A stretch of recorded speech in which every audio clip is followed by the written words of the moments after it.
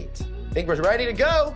So let's get this thing going. Hey, everybody, I would like to welcome every single one of you out there to our latest Hotel Business Hot Topics virtual panel series. I love being able to partner with my friends over at Hotel Business to bring you really practical, insightful information. It's going to rev up your business.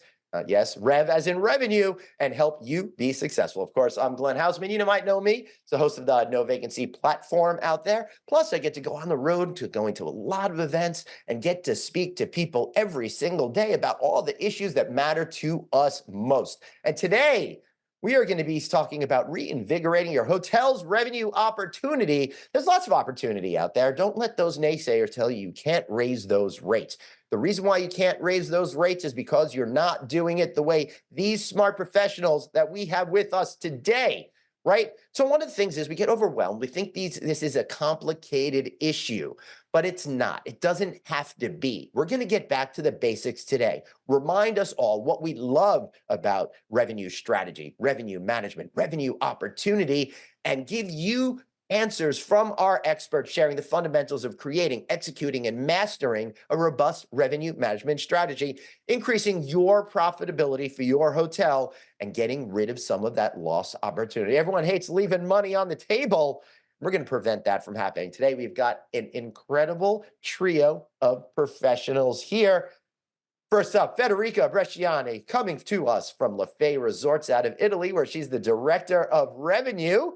Then we have Mr. Caesar Worm, VP of Commercial with IHG, and Klaus Kohlmeier, Chief Evangelist with our friends over at Ideas. Now, over the next hour, we're going to be asking a lot of questions, but I want you folks in there to ask the questions that you have. You know me. I've been doing this a while. I can talk and talk and talk and talk. In fact, I've been doing that since we started, but you don't want to hear me talk. You want to hear answers to your questions out there. So please ask them away. Also, get this video on demand at hotelbusiness.com. It'll also appear as an article in the July issue of Hotel Business magazine and be distributed on social media, LinkedIn, X, all those kind of places over there. And thank you so much. Oh yeah, plus subscribe to No Vacancy podcast feed and get it out over there. I want to thank our sponsor, Ideas, for helping with today's panel discussion. All right, let's get to it. Everybody, how's everybody doing over there today? Federica, what's going on in Italy? How's the state of revenue management and strategy in Italy at Lefay Resorts, generally speaking? Hi, everybody, and greetings from the Lake Garda. Yes, here it's fantastic. It's awesome, and we have a splendid beginning of the summer. So, how is the revenue management at the Lefay Resorts? We are working really hard to implement constantly our strategy. And to be honest, I cannot really go into details for what we are doing right now. We don't appreciate honesty on this podcast. I try not to be, but I have to say broad strokes, Federica. We're not looking for your corporate secrets, just general what's going on. No, it's really at the moment we are doing a great job, as I was saying, we are restructuring pretty well our strategies, and because we have to keep up with the market. So that's exactly what we are doing actually at the moment. So with the help of great people, honestly, and the technology, because that's the thing that we have to use nowadays, and with a lot of trainings that we are implementing. So we are working really hard to get the revenue management one of the literally the heart of the company. Yeah. Caesar, she made a lot of great points. How are you seeing summer travel right now in terms of your opportunity to continue to reinvigorate hotel opportunity? Yeah, thanks for having me, Glenn. And yeah, I couldn't agree more to your opening. There is always opportunity, right? Doesn't matter how a market's behaving. Of course, if we look globally, different regions are performing different ways. Here in the US, we've seen, fantastic recovery over the last few years. Yep. Still performing really well. RevPAR is a little slower to grow, but there is always opportunity. And to your point, we just need to constantly be looking, going back to the basics. To your point, all comes down segmentation, channels, strategy, and then ensuring that we're optimizing, we're taking advantage of the tools that we have, ensuring that we're in very fine tune with the markets, because to your point, especially summer, depending on the location, it can be very last minute. So you can really be able to take advantage of last minute demand, and or if it's a market that already has a little bit further out demand, ensure that we also optimize that properly to drive as much revenue as possible. So it sounds like you're trying to bring balance to the force over there, right? Judge all the different things and kind of make sure you have the right percentages. But we're going to get a little bit more into that in detail. But Klaus, I want to welcome you as well, and Thank you. just hear from you generally how you're thinking about potential opportunity to increase revenue from for our hotelier friends out there. Yeah, thank you, Glenn, and Frederica and Caesar. I think great points already. What's interesting this year compared to the other couple of years is I think the last 2 years were really driven by leisure demand. So we saw this big uptick in leisure business and leisure segment. Everyone started revenge travel, and this year the market's shifting more towards kind of the picking up of the groups and meetings. So the kind of the leisure demand is obviously continuing a little bit tapering off in terms of sensitivity, but we see that being replaced or augmented by group and meeting and corporate business. So from a revenue management perspective, now the challenge is, how do I maintain the opportunity in the leisure demand? How do I make sure that I have the right balance within my segments between the corporate and group and the rest of the demand that's out there? What's my impact on average rate? Some of that group and travel and corporate demand is a little bit lower rated than what we've seen in the last couple of years. And then how do you have the right, mechanisms and strategies in place to get the right balance so it doesn't impact it optimizes your revenue opportunities. So I think this year it's more a little bit of a balancing act than over the last couple of years, which was primarily leisure driven. Well, it sounds to me like you really want to have that balancing act, because that means that everyone is firing on all cylinders and there's a lot more opportunity. Sure, leisure was great for that time, but that meeting business coming back in such a meaningful way, and I'm speaking here domestically in the United States, it may not be the same for Italy, which of course had much more prolonged closures during COVID, and things got started a lot later and may have a different type of a story. But here in the United States, those smaller meetings have been getting bigger, which have been creating more opportunities for hoteliers like you out there. Federica, you've got many luxury hotels. You're focused a lot on wellness. You're focused a lot on sustainability. So your business mix initially may be a little bit differently than the type of business mix we're talking about so far. Plus, if I'm talking to my neighbors, I feel like everybody's going to Italy this summer from here and not sticking around the United States. So what is your specific situation when it comes to your demand drivers that you're seeing this summer? Well, at the moment, we do have leisure. As you said, we are a leisure destination at the so that's what we have, and even if we have groups and meetings, they are still placed as leisures. So yes, we are focused on wellness. We have focused on the lots of packages, and our market is literally coming from around the world, because we have anybody who's actually interested in the wellness. So yes, we don't have, I cannot speak in terms of corporate, I cannot speak in terms of meetings and conferences, but yes, we do have groups who are actually very interested in the wellness.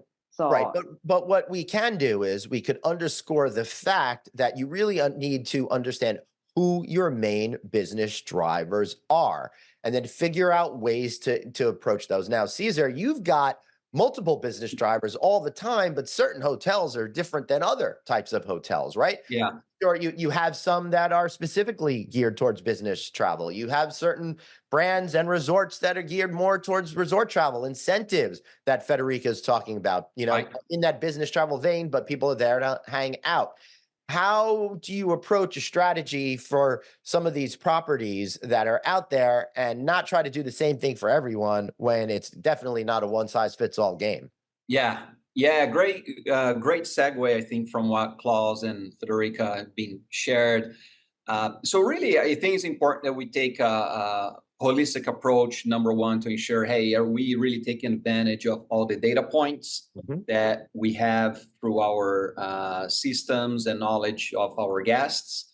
And then also, of course, the customer behavior, to your point, based on the market segment, as Klaus is saying, when I think it's nice in a way that we're in this balancing act, because for the last few years, we really didn't have to balance as much, right? Because just how we recovered. So it's nice to have to really engage with the marketing teams, with our sales, global sales operations, and really ensure that we have a cohesive strategy that align with the revenue goals and also that optimize the revenue. And I think it's great that, if we can leverage the technology, AI continues to, right, I think is just at the infancy in our industry to some, degree. And I think there's a lot more that we can continue to enhance. And I think it's also looking at the total lifetime value and the total experience of the guest to not only drive loyalty, but also additional revenue now that we can really push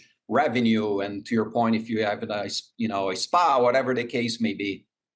All right, you said some magic words there for me, lifetime value of a guest. And before we get into that topic, I want to encourage all of you to ask your questions out there. Are you having a specific situation that our experts can help guide you through?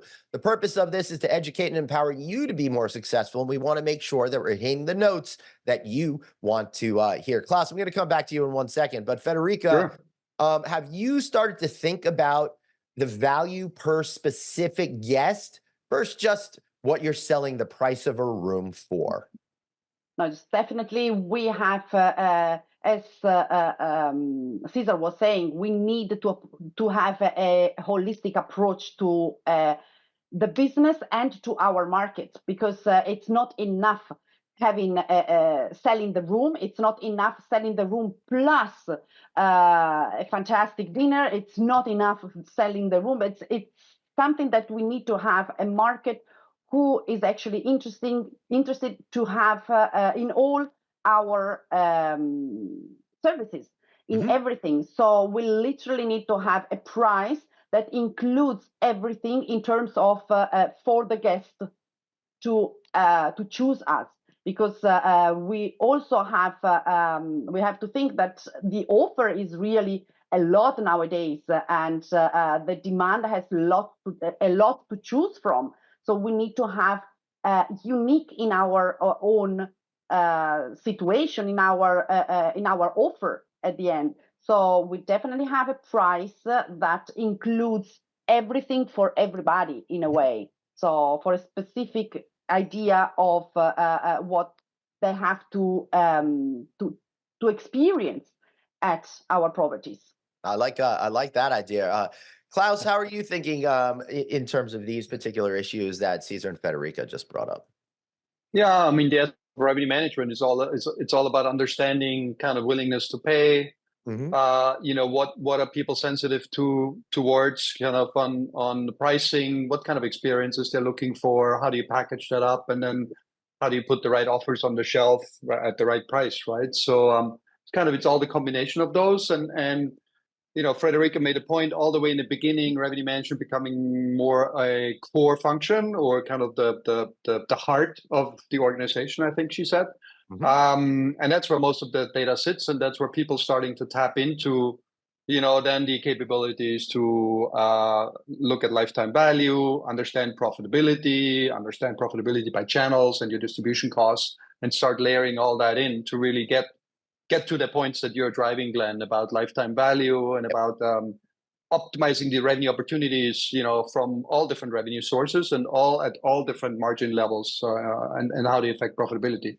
I want to thank everyone for the questions that are starting to come in. Cesar, I see that you're nodding your head to this one. What do you got to say? Oh yeah, I couldn't agree more. I think it's nice to see the evolution of the this discipline. Not too long ago, it was just kind of started within kind of reservations, and I think to their points, it really is the heart of what drive our overall strategy and top line. And really, now it's very hard just to look at revenue management as a single discipline, because it really combines from the commercial aspect, sales, digital marketing, and is really becoming this one very powerful that really, to Klaus' point, has all the data, has a lot of the data we need, and also has the ability to really optimize not only kind of where we started selling the room, but even now with technology, like how to drive additional revenue throughout the booking process, pre-arrival, and then of course continue that life cycle as the departure. Yeah, I love that. I feel like we're pretty weak on departure related stuff. We're getting better at anticipating people's needs ahead of time. It's the after part that's still tricky. We'll get a little bit more into that soon. But Klaus, this is not the least surprising thing ever. First question out of the gate has to do I with saw that. Has to do with AI. Yeah. So, Klaus, the reason why I'm going to you on this one is you folks have been, doing data science for more than 30 years with ideas, really helping forge new ground that had never been thought of before. So you've been doing stuff like this, what I would classify as AI for decades. It just doesn't necessarily meet the 2024 definition of AI. So maybe you could take us a step back and then take us to a step forward and share how is the emergence of AI working with existing yield management systems. Yeah, such a big topic right now, right? And thanks, Brad, for asking the question. I'll answer it. Yeah, you're absolutely right. AI kind of comes from the 60s, right? When the first people started developing AI models. Yeah. And we've always used AI in our mathematical models and algorithms.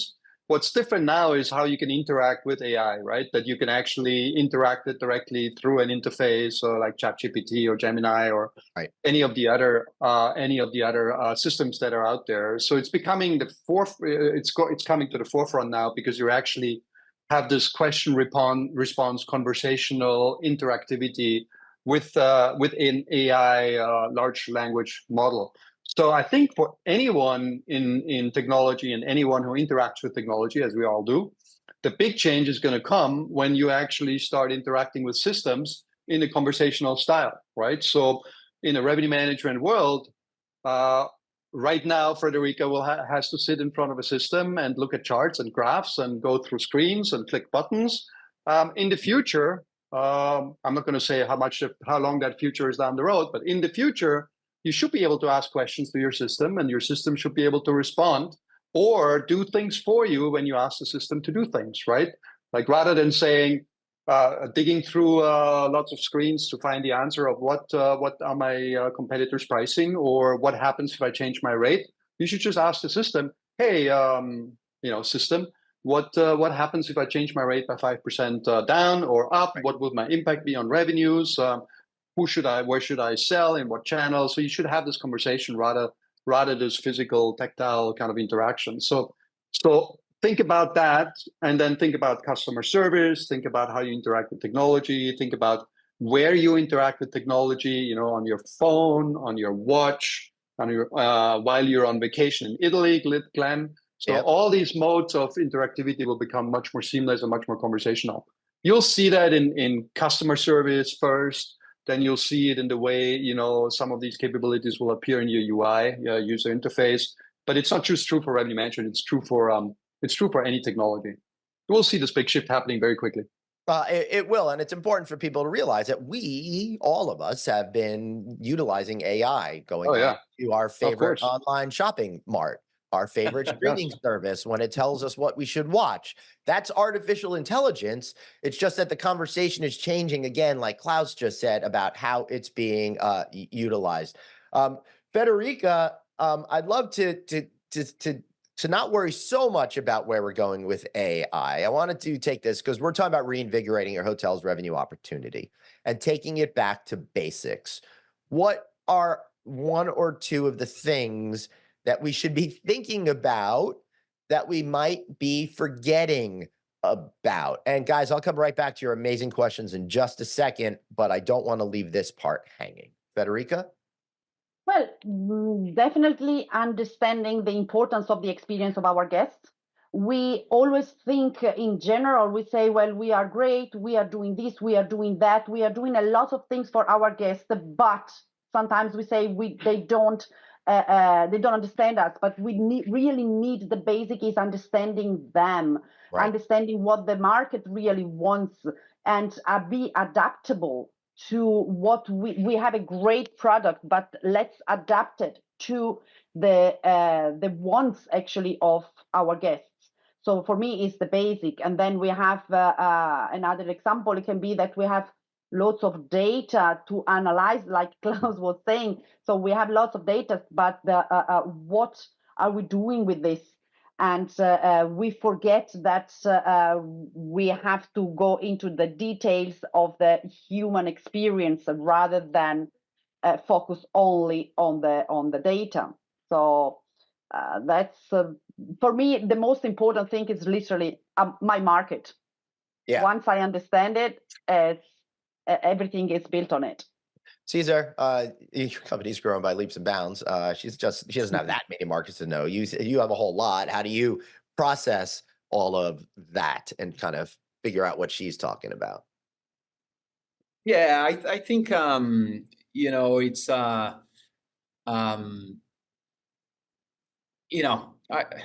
I think it's really important to just, to your point, just go back to basics and really understand, from segmentation, what's the target, how do you go about engaging with each of these audiences, and then you just also take advantage of the technology we have in our hands. I think while is very crucial, I don't know if the basics will ever disappear. I think it's very important to not shy away from what we have at our hands to continue to drive improvements. So let me ask you this, or I should say, Warren Hickernell wants to ask you this. This gets back to something that's basic, but needs to be rethought in a modern context. Sure. How often should email blasts be sent out to past guests? Yeah, that's the $1 million question, right?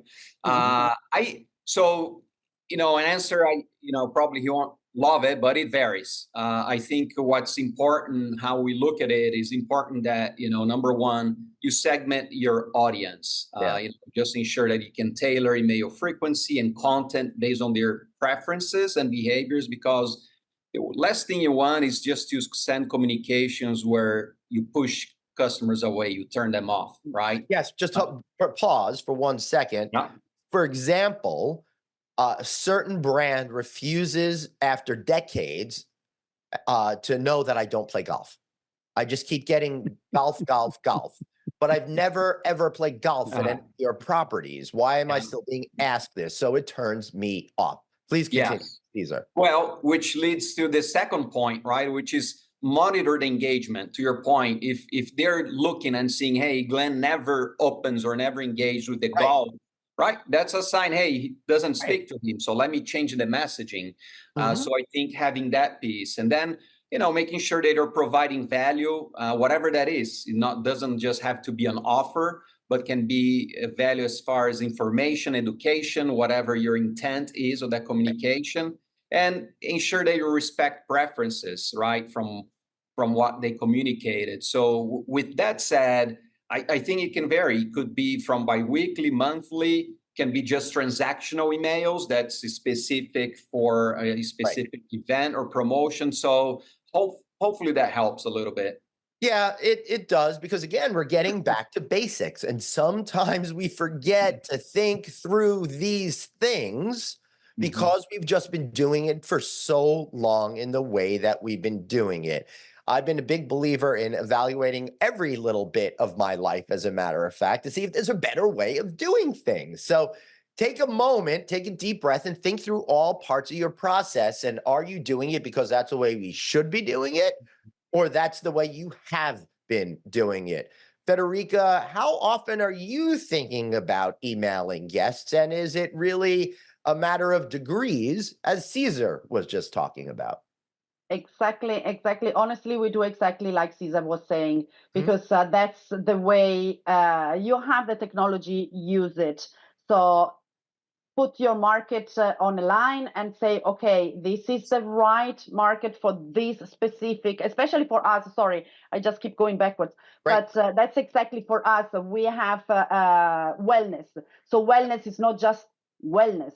Why are you coming to us? So there are very, very specific method, situation, and reasons why guests are coming to our so-called wellness in a way. So we really need to target them in the right way. So we are not just sending out, this is our hotel, this is our resort, this is what we do. We go in specific, especially when we have a lot of repeat guests. Right. So they are coming to us for a reason. So let's let them know what is new in that specific situation or that specific offer. So we really actually cut it short for all the market. So Great. Klaus, how do you see tying specific offers to guest opportunity towards maybe getting premium pricing as well? Yeah, I think the word here is relevancy, right? Great word. You know, what we're all saying here is, as long as you have a message that is relevant to either the point in time or the message you're pushing out, right? That's what you need. It doesn't matter if I get an email every day if it's relevant to me and I Right. feel there's value attached to it, right? Yeah. In a funny example, you mentioned the Golf one. I just bought my first ever electric car on Saturday. One of the first emails I get is I get a special deal on oil change for my new electric car. Somebody forgot to tell the car manufacturer that electric cars don't have oil. So anyway, I'm glad not just the hotel industry is getting it wrong. Car manufacturers are getting it wrong too. So it's about relevancy, right? I did get 3 or 4 other emails when I bought the car, and they were all relevant, but that one clearly wasn't. So as long as you're targeted, you're relevant, you're measuring the impact and understand kind of what message is relevant at what point in time of your customer journey. You were talking about departures, right? And arrivals and pre-arrival. That's the most critical thing. Understanding your customer, understanding what they're looking for, understanding what's relevant to them. Excellent. All right, we got a great question from Cesar Gomez.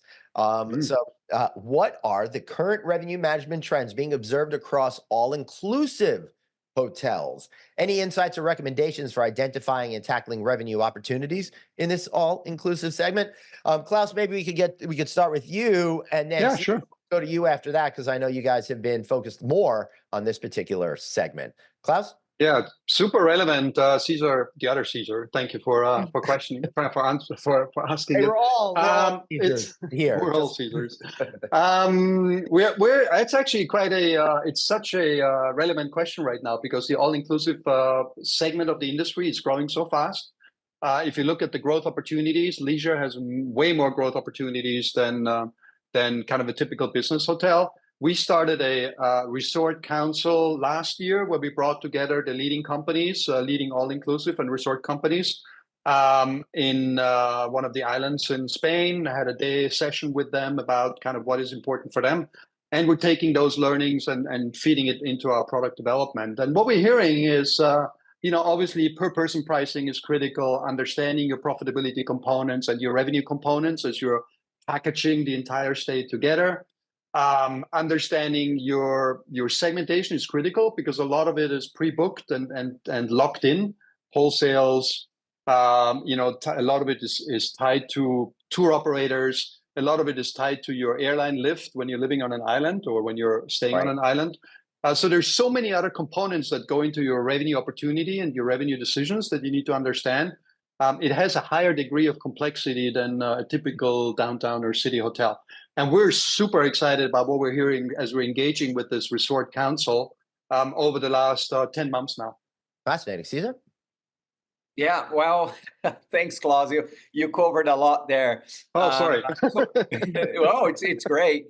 So yeah, I think from a trends perspective, I think to Klaus' point, I think what we're seeing from a recent partnership and getting to grow in this space as well, we couldn't agree more. Huge opportunity.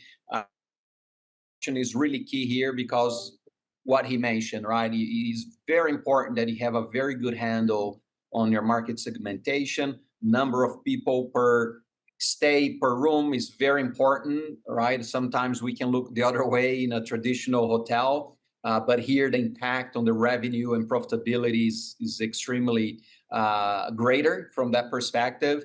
So, along with that, omni-channel data utilization, is very important to help you inform your pricing, marketing, and some decisions. I think Klaus spoke a little bit about the total revenue management. That here is extremely important as well, because you have so much ancillary services that you really have to have a very good handle on your cost control, revenue utilization, and per seasonality, per segment, so you can really ensure that you're optimizing performance.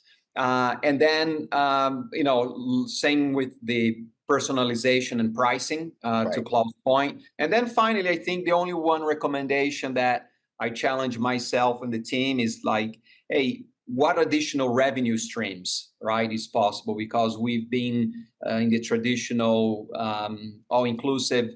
Usually you have 80% the hotels that have the same offerings, same experience. It's like, what else can we come up with that can be a revenue generator aspect? And do you mean as charging a premium or as part of the rolled-in overall experience? Either. Either. Honestly, either. Yeah. Right. Because if you have something that's wholly unique, then you could charge more to begin with, and you don't have to worry about going in saying, hey, for $10 more, $20 more per person, or whatever it is. Right. Federica, you don't necessarily do all-inclusive pricing, but you really are focused on getting the right price at the right time. So how are you balancing utilizing the data that's at your fingertips and trusting that instinct you've earned over the years of your career? Oh, yes, that's important, because data are absolutely basic, because you really need the data, the historical data. However, if you don't have the feel on reading this data, so intuition, I'm not saying that you have to go with your guts, don't get me wrong, but intuition really helps to interpreting the data trends and making decision, because you really need to have one and the other, because just the data, let me pass me that, is numbers are dry. You need to have a little bit of empathy, otherwise it doesn't really work. So honestly, we all put both into the basket, and that's probably what it gets really great as a result, because I would say once you've been in the business long enough, I think you do need to start trusting that gut. Because in my opinion, and I read the Malcolm Gladwell book, Blink, where he goes into this in extensive detail, that gut feeling is really an instantaneous collection of all of your experiences about that gives you a general sense. And for me, in my personal life, and I'm not a lawyer, so this is not legal advice, I say trust your instincts over there. Because anytime I've gone against my gut, I always find myself sitting in the corner crying at some point going, I screwed something up. I should have listened to it. Cesar, how do you, throughout your career, balance that data and your intuition in order to create a pricing strategy that you're comfortable with? Yes, great, great points. And I agree, right? It has to be a balance. I think thankfully data has become better and better. Also, right, is the quality of the data that you're entering the system, because let's say nowadays we have fantastic systems, but if we keep overriding all the time, then that system no longer becomes reliable and is doing the job it's supposed to be doing. So, that's it. But also, to your point, intuition that's built from experience and understanding of the market or markets adds a qualitative layer that data may miss. A great example is, for example, if right now starts pouring and you're in an interstate hotel, right? Your system may not pick that up as of today, but you know that you're going to sell out pretty quickly. So you better override the system right away. So I think it's just kind of knowing when to do that. And to your point, I lean personally, I'm not talking about the company. Yep. Personally, I lean a little bit more on the, risk-taking side, trying to, push the boundaries and learn. And to your point, Right. sometimes works well, sometimes you go back, but I think it's always good to test and learn and try to Right. find the balance. Well, I think that also kind of gets to a fundamental point, Klaus. Should you ever really sell out a hotel, right? Because I feel that's philosophical. This is something my producer Dave taught me, who's been a GM and came up through revenue management. So, how do you think about that? Generally speaking, obviously, if Taylor Swift's in town, you want to hold a few rooms back so you could sell them $10,000 a night. But how do you think about this thoroughly? I don't know. Do you want to sell out? Do you want to sell right? I think, and I literally just had this conversation day before yesterday with the founder of a property management system company that is, exactly around that subject. Do you need to overbook, and do you really want to sell out? But ultimately, when we talk about reinvigorating your hotel's revenue opportunity, you do want to make sure that you fill up the rooms, and that you sell the rooms that you have available, because if you don't sell them, the opportunity is gone, right? So when you think about maximizing your revenue opportunity, you need to get as close as possible to the 100% level, right? And that means, in some instances, like Caesar said, taking more risk. In some instances, it also means waiting a little bit, like when Taylor Swift comes, and have a few rooms left over to sell at the last minute, because some people will be desperate and they will pay you a higher amount of money, which I've done personally when I was a revenue manager at a hotel in Paris. I held back some rooms until a week before, and everyone was sold out, and I was the only one that had rooms available, and I could sell them almost at any price at that point, right? So absolutely, you should have the right strategy in place, but ultimately you do want to sell out or get close to selling out. That's rough. That's kind of scary. I love the approach, but you gotta take that risk, like Caesar was saying. Yes. Yeah, and in that example, Glenn, I can tell you, I was a revenue manager at a hotel in Paris that Caesar knows very well. Yep. And my whole executive team were pretty nervous when we were the only ones with rooms left at the a week before the event. But I managed to break all records for that particular week. Fantastic, and congratulations to your intestinal fortitude. 20 years ago. At the same time. That's absolutely amazing. So, hey, guys out there, I love that you've asked such great questions. Keep asking them so we could address them directly. So while you're thinking of a great question to ask, here's one thing that I'm pretty proud of, but revenue managers would be sad about.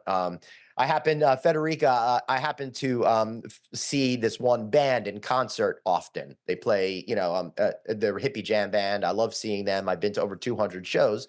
So when they announce a new tour, I'll immediately go on and book my hotel room before the tickets are even on sale, because my goal is to make sure I get the room before the hotel realizes what's happening. A couple of years ago, I got wind of this happening, and at a major casino resort in Connecticut, I wound up paying $500 a night less per room. I had a buddy on the inside that gave me a tip. Same thing happened in another place, and I got a room. And then they went up and up and up. So, Caesar, how are you helping and thinking about all, event travel is up, up, up more than it's ever been before. It's not going anywhere. You got to try to stay ahead. Are you able to do that now? How can you do that now? And how do you think technology and AI will arm you in the future to even get better at those decisions? Sure. Yeah. So again, it's a conversation. It's ongoing because to your point, it's very important to know, and you can really make a big difference on your example. Just a matter of like minutes or whatever the case may be can have a huge impact on a group of hotels or a hotel. And so a couple of things, right? If you divide that, you can do the relationship, the person side, that you can do a lot of through relationships. To your point, you can, if you know people well in the market, you get information as to what is a possibility that the market's looking at, so you can start thinking about it. Of course, market research, and and trends that you can see from a market.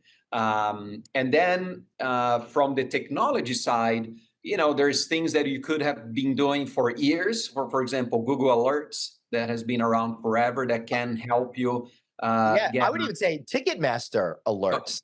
That Yeah, would be very helpful for your market because exactly. I've been getting on my phone a whole lot. All of these bands that are playing in my area, I don't care about them, but at least I know about them. And if I had your gig, I'd love that. Sorry, please continue, Yeah, Cesar. no, exactly that. So there's many ways you can get alerts and information to what is relevant to, you can do by market, whatever the case can be. And to your point, with AI, there's a lot that, whatever is public out there, you can pull it in and share with you. So I think just you stay on top of that and leveraging.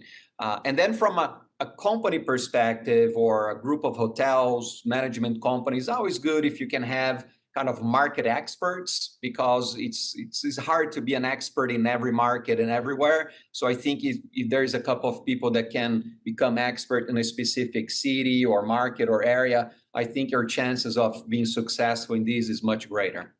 I love it. Klaus, do you have anything to add on that topic, or should I ask you something else? No, I think AI can play a big role in this. You can feed all this data now into the system. You can feed events data into the system. I think there's two decision points. One, just because it's an event, that doesn't mean it has any impact, right? So you can have the event data, but with AI, the system has to understand what the impact is and if there is any impact at all, right? So that's critical. For example, I was in Toledo in February, and they had the Toledo Auto Show, right? So probably nobody was staying in hotels for it, but if a major music festival was taking place or a food and wine event was taking place, that would move the needle, right? Correct. Yes. Right. Awesome. It Interesting. might also not be your segment, right? And you have a certain segment coming for an event and nobody's staying at your hotel. All the other hotels might get sold out that are in a maybe more appropriate for that particular segment, but it might not impact yours. So there's a lot of that's an important right? That's an important nuance as well. And I'll just take it back to the music thing. If you have a band that's geared towards 20-somethings, they may not be they may not have the ability or desire to stay in a luxury hotel, such as one of the Great Lafay resorts, for example, because the experience they're seeking is opposed to the experience that would be given in a particular hotel. Again, not an issue of quality or anything like that. We're talking about luxury hotels versus something else that people might want. Federico, I'd love to bring it back to you. What's the top thing you think that people are doing wrong when it comes to revenue management that you think might be easily corrected? Well, get overwhelmed by data. And I know we keep going in circle on this, but so important though. Yeah, it's really, and getting overwhelmed, I think, by data and with the analysis, not having the right mind sometimes to understand where to go in the future. So we're actually seeing a lot, I can see it now, not for the company itself, but in my experience, because I've seen it a few in different places. So you can see that they are all over the place on certain situations, and they cannot get focused on what is important. So we get, that's for me, is one of the wrong side, where they don't understand what revenue management is, because they see data is important. I can read them and then I can go further. So that's what, in my experience, I've seen in in the revenue management, actually. That makes sense to me. You look at all of this stuff and it's just like, it's another language sometimes. And you're like, I don't know what to deal with it. Cesar, would you say the same thing, or do you have a different answer? Yeah, in that line, that line of thought, I think that, as we have evolved a lot as a discipline, as technology has evolved, I think sometimes we can get in our own way, right, of being the best performing, either because we've been doing this a long time, or you've been used to a way of thinking that may be correct, may be relevant, or may be outdated. So I think it's important to going back to that, optimizing that balance between really optimizing the technology that we Right. have nowadays, ensuring that you're doing the right thing, and then knowing when you go with the gut and instinct. And then other than that, I think is really sometimes, and you said this in your opening, sometimes we overcomplicate things, right? Our business, it's in theory, it's simple, right? I mean, we're here to take care of guests and make money to our owners, and while having a great culture internally. And sometimes we overcomplicate things, right? And we start to creating more layers and difficulty that's like sometimes just, hey, step back and Yep. see, does all this make sense, or we can cut some of that noise out? I love it. And Klaus, cutting that noise out is a constant battle because technologies come, technologies go, the way we do things come, the way we do things go. And Constantino Papadopoulos is curious about this topic and is wondering, what will the digital distribution landscape look like in 5 years with fintech, Google, Meta, possibly becoming bigger players in travel? I'll say I've been hearing about Google taking over for the last 10 years. Mm-hmm. I haven't seen that Mm-hmm. happen yet. How are you seeing Mm-hmm. things?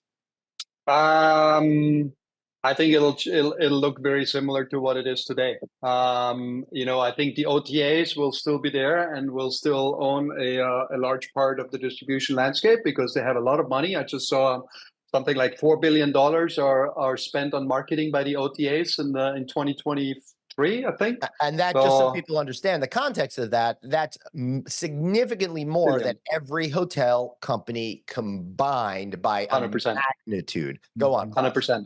100%. Google, I was just at the Google offices 2 days ago in New York and for a different meeting, and they demonstrated to us their new AI capabilities in travel. Yep. So I'm pretty confident that once that rolls out in the next few weeks or months, that'll continue to attract more and more people towards Google for the trip planning and travel planning and becoming more travel assistants and co-pilots.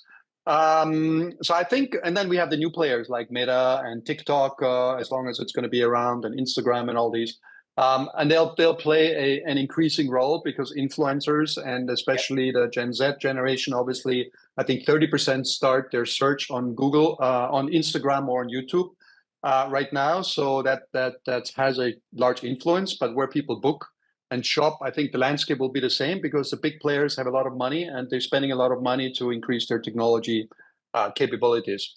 I think the industry has done, just with that, the industry has done a really good job. I think in the US, the ratio is like 1 to 4. So, 25% of bookings come through third parties and the majority comes through direct channels, which is great. In Europe, it's inversed. So the majority comes through third parties and 25% that has a lot is direct. to do with nature of the properties that are in Europe. Exactly. Fewer branded properties. Correct. Right. So I think it won't change much. That's my. But I think what we're selling is going to change. We're going to sell more than just rooms. We're going to merchandise more. We're going to have more things in and around the hotel that will be offered as part of the experience, and that'll change the world for all of us. For example, one of the things that I've been hearing about when leveraging the power of AI and platforms for younger people, such as TikTok, a particular influencer could stay at a Lefay resort and have experiences at that property. And then somebody could just hit a button and book the hotel with that great spa treatment, with the, with the meals that they had there, and create that whole experience around it. Federica, have you thought about that as well? About, creating packages through influencers and other ways to help you get more opportunity to create revenue? We are working on new strategies, definitely. And they are really important at the moment. We are definitely doing a lot of researches, and we are trying to get more international from that side. Definitely is something that we can really work on. Actually, we are.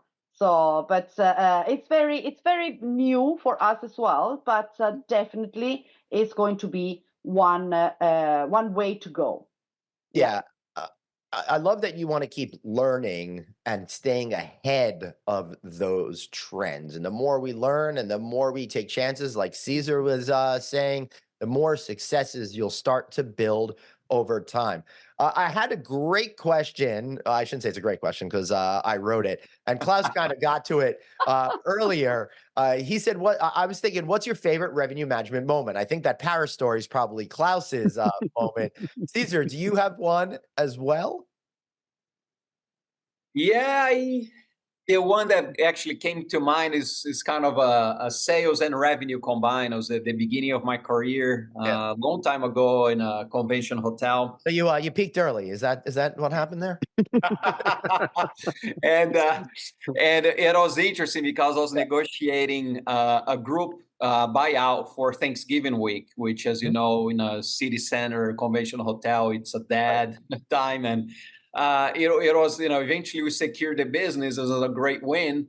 But man, the negotiation to get to that point, I was in a boardroom with 15 people, and suddenly after an hour realized, man, I'm getting grilled here. I gotta get out. And then I said, okay, this is my best and final, and I walked away. That's Thankfully cool. it worked out. But What did you learn from that experience?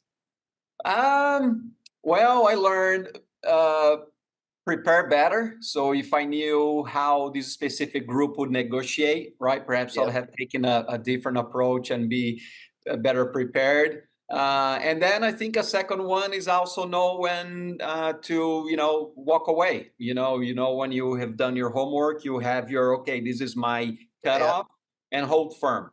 Yeah, I love that. So I think again, it's going back to the basic tenets that we've been talking about here: data and gut, right? Yeah.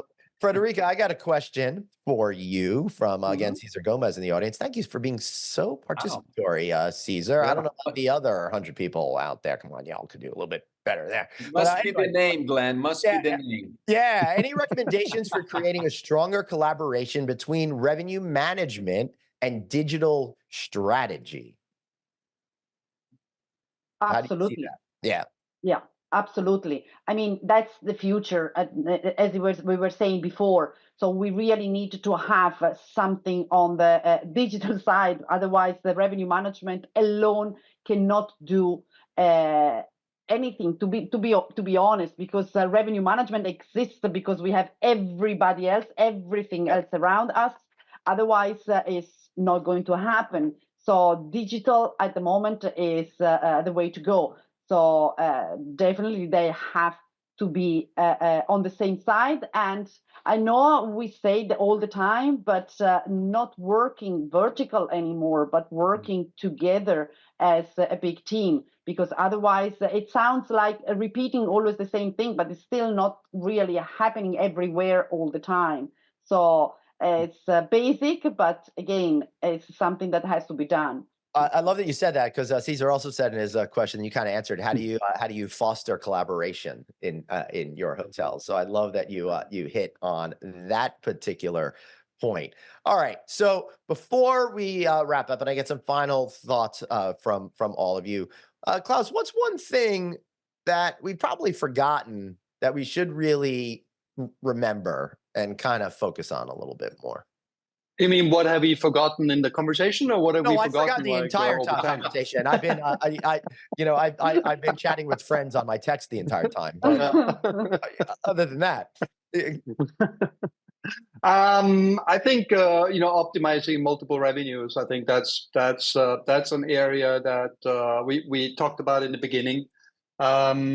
I think that's really important. I think automation is really critical. All of these things that we talked about take a lot of investigation and research and strategizing. A typical revenue manager makes 5 million pricing decisions every year, and it's really hard to do all of those correctly. So that's a use lot the of right decisions. tools. Yeah, that's a lot. I was asked what I wanted for dinner last night. I was paralyzed. I can't imagine doing 5 million decisions. We make 10 billion decisions every day, pricing decisions every day. So you think about that. But Where was I? Yeah, so using the right tools and connecting the right tools to other technologies so the data flows and it's integrated and it's all efficient and productive. That's good. And make sure you optimize the entirety of your revenue streams, not just rooms. Excellent. Federica, final thoughts, advice, any way that you'd like to wrap up today?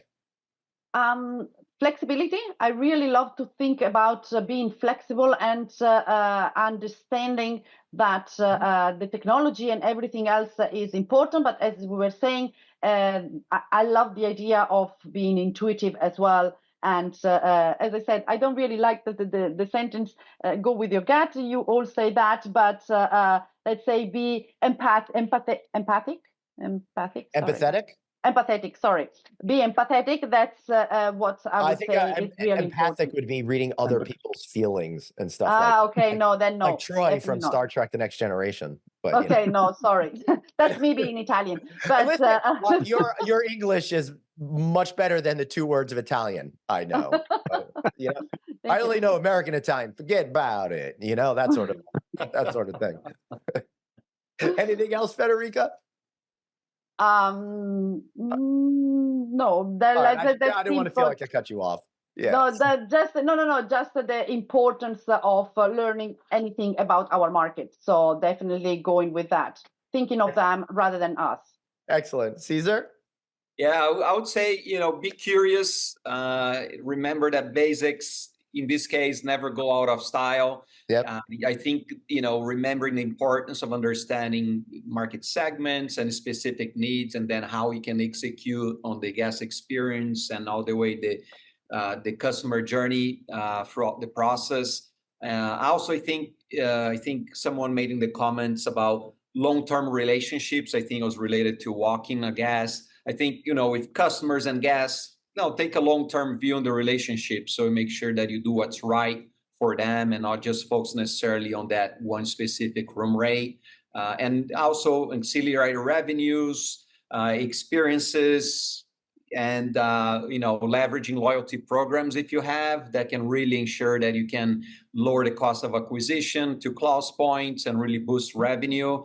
That'll be my 2 cents. Awesome. I love it. Hey, Klaus, I was going to ask you for final thoughts, which you can still give, but Marco Silva asked a great question. I want to get right to you. He says he's currently changing the front office systems of a small hotel group to Opera Cloud. Should he implement the revenue management system simultaneously? I think you should make the switch to the PMS first and make sure all the data is there. And when you do that, actually, it's actually a longer answer. So Marco, why don't you ping me on LinkedIn? And I'll get on the phone with you, because there's different scenarios depending from what system you're coming from and what kind of data you have. So not a simple answer. No, but it is a great answer. Don't do it right away. You got some stuff to worry about. How about some good thoughts to leave us with here, Klaus? Yeah, great conversation. Thanks, Caesar, and thanks, Federica. I think great questions from the other Caesar and Marco and everyone else. So I really appreciate it. I think reinvigorating hotel revenue opportunity never stops, and we could probably go on for another hour. So thanks, Glenn, for moderating it, and really excited to hear all the comments here. Thank you. Yeah, that was an absolutely fantastic program today. I loved speaking to all 3 of you today, and I love that you folks out there got engaged and asked these important questions. Remember, we're all in this together. We need to think flexibly, as Federica said. We need to, as I said, not her, definitely not her, trust your gut, as well as use some of that data out there in order to create opinion. And I love what Caesar was talking about, just to really understand who your people are, so you could find those opportunities to wrap in experiences and other amenities, which will lead you towards stronger revenue opportunities. And of course, Klaus tying it all in with his great sense of evangelism and where our industry has been and where it's going, and some of those basics that you need to remember. I want to thank Ideas for sponsoring this today, and our great friends over at HB. Remember, article in the July issue of Hotel Business Magazine on demand at hotelbusiness.com, and also will appear in audio form on the No Vacancy Podcast Network. I want to thank all of you folks for being here, and a big thank you to Federica, Caesar, and Klaus, and all of you. We'll see you next time right back here, another Hot Topic.